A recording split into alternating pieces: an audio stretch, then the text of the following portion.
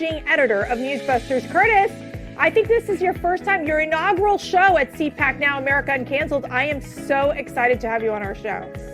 Yeah, glad to be with you, Mercy. Thanks for having me. Yeah, I always get to interview you on Newsmax. So today I told Regina, our comms director, I'm getting Curtis.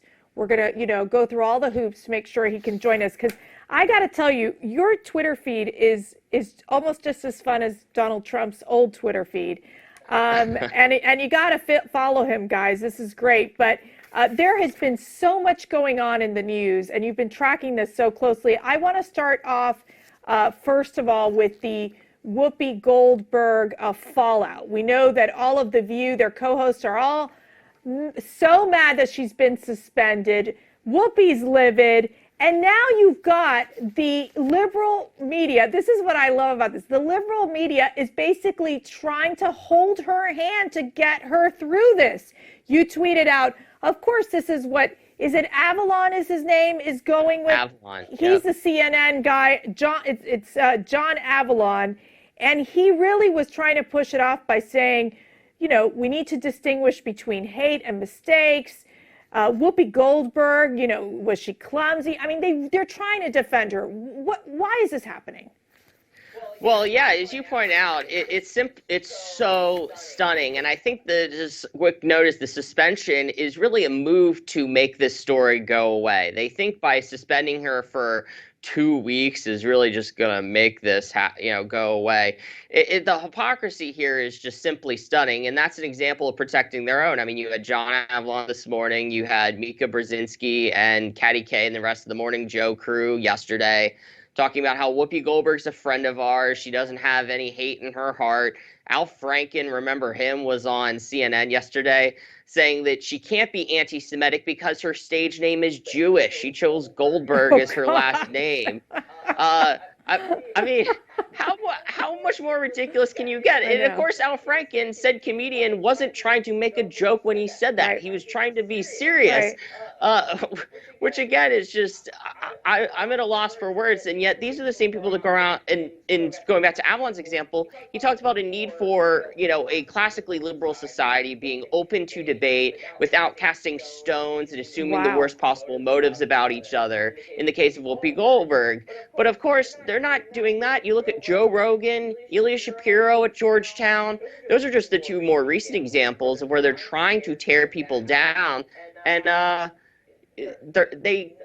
think some of them know, Mercy, the double standard that they're engaging in, but they really don't care. No, you're right. And you talk about casting stones. Goodness gracious, when I was at the White House and then at the Trump campaign, I mean, they were throwing boulders at us. It wasn't even stones. Between CNN and other liberal media, their whole goal was to cancel anyone who was a Trump supporter, anyone who was a deplorable, because for them, we just did not belong in their society. But God only knows that celebrity Whoopi Goldberg can make a very tone-deaf and offensive statement and basically get away with it. Okay, maybe with a slap on the wrist type of thing. But you brought up Mika. I got to tell you, I just want to play this video really quick because this is when it really set in my brain that there is a huge disconnect between the liberal media and their willingness to forgive Whoopi, but God only knows they'll never forgive anyone on the right. So let's play that real quick. This is something that is just going to start getting ridiculous. I mean, if Whoopi Goldberg is canceled, that would be the end of this all. This cancel culture is getting so out of hand. So Curtis, I tweeted out, because I like to tweet too. I'm not as good as you and Schlapp, but I can hold my own. This is coming from the same people who support cancel culture. These are the creators of cancel culture. And now they've stepped right into their own mess that they've created. Your thoughts? Yeah, this is the French Revolution example where the mob comes for the leaders and they're like, no, not me. I'm one of you. Yes.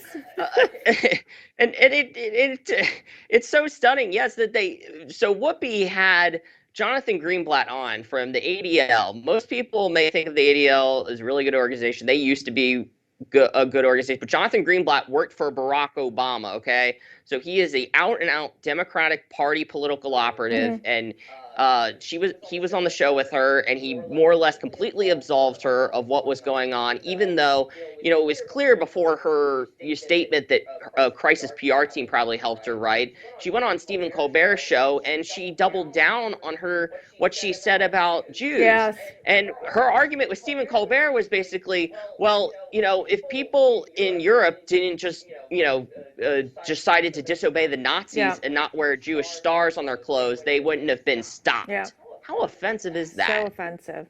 I talked to a friend of mine whose mom is a Holocaust survivor, and it's so hurtful, I think, for the Jewish community, and really she took just deep offense to Whoopi. She's like, how ignorant can you be? We're not teaching history the way we need to be teaching history and explaining these huge tragedies, these atrocities, the fact that it was about white supremacy in the minds of Adolf Hitler, and just the mere fact that Whoopi decided to simplify this into a race fight, I think is just an outrage. But I want to move over to Zucker.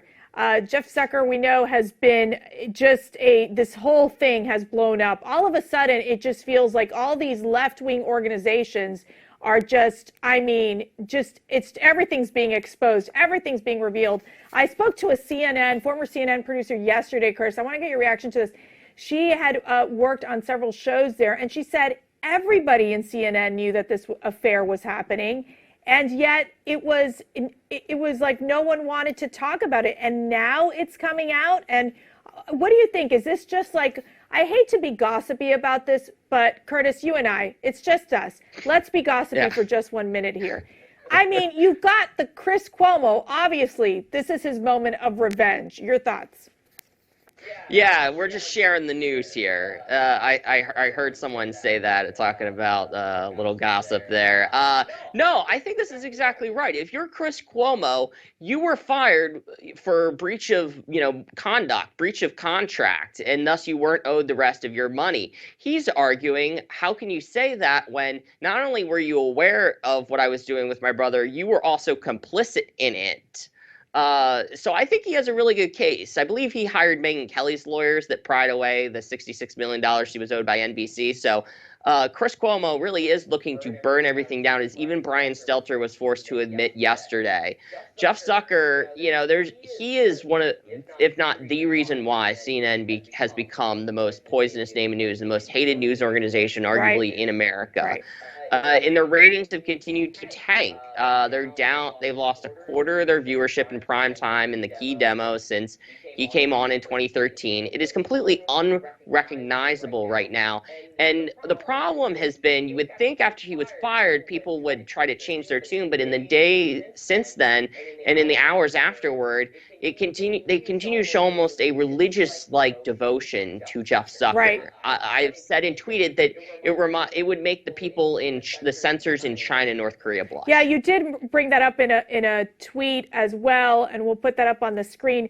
You also asked the question, and I want to get your quick reaction to this, although I feel like I could do over an hour interview with you, but they limit us. They're looking at me like, okay, Marcy, got to wrap up soon here. But can CNN be salvaged as a real news organization? I was seeing these CNN hosts, the Breonna Kellers, the Brian Stelters. Goodness, they were squirming in their chairs yesterday, trying to talk about Jeff Zucker and his vision for CNN. Can the organization be salvaged, or is it too late for them?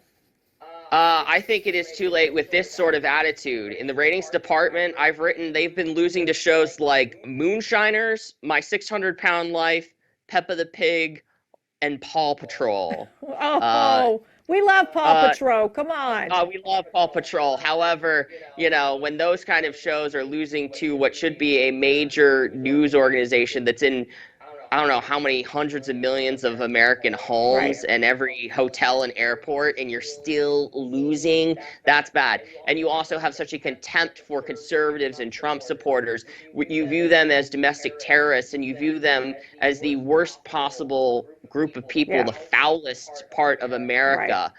So you add those two things together, not a good picture. Not a good picture. Well, this has been so much fun. We definitely want to have you back on our show, Curtis.